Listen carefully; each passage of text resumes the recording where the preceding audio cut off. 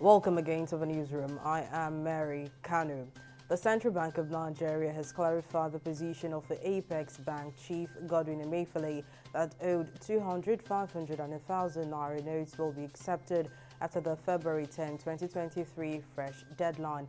Speaking with newsmen in Abuja on Tuesday, the director of the Corporate Communications Department at the CBN, Osicha Nwanisobi, explained that the old notes would cease to be legal tender after February 10, 2023 and can no longer be used for any form of transaction afterward.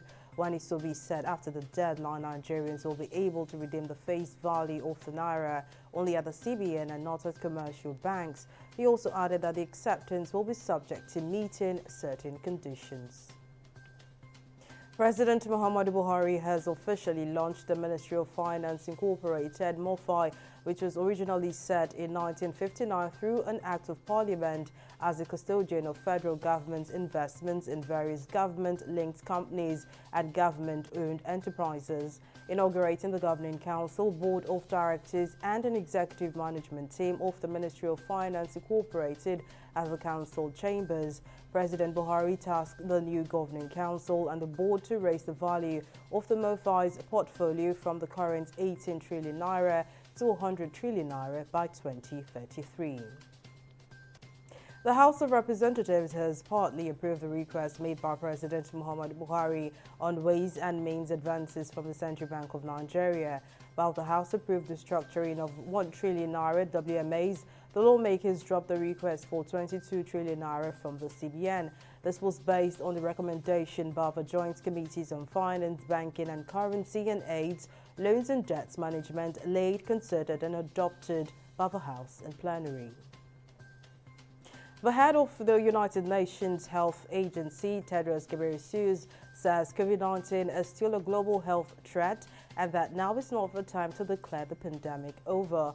Tedros' decision follows the advice offered at the latest Coronavirus Emergency Committee meeting last Friday, held at the World Health Organization in Geneva. Ghebreyesus also said that although the world is in a better position than a year ago, when Omicron infections surged, more than 170,000 COVID-19 related deaths have been reported globally in just the last 8 weeks.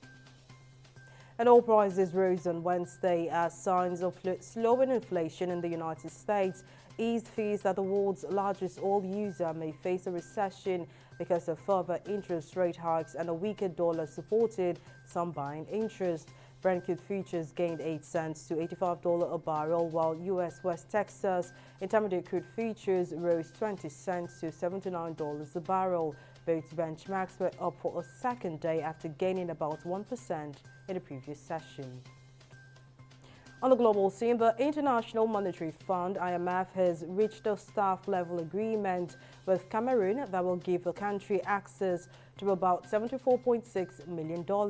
With the agreement, Cameroon will have access to the fund once a review is formally completed by the IMF Executive Board in early March 2023. Since November 2021, the Central African country has been battling with high inflation driven mainly by shortage and increase of the price of staple goods.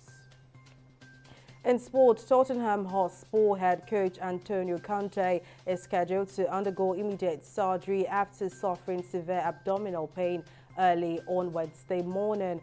Following the abdominal pain, Conte was diagnosed with cholecystitis and is to have his gallbladder removed immediately. The Italian manager is expected to miss a number of games following the surgery. And that's the latest from the newsroom. Join us at the top of the hour for more updates. Thank you for watching.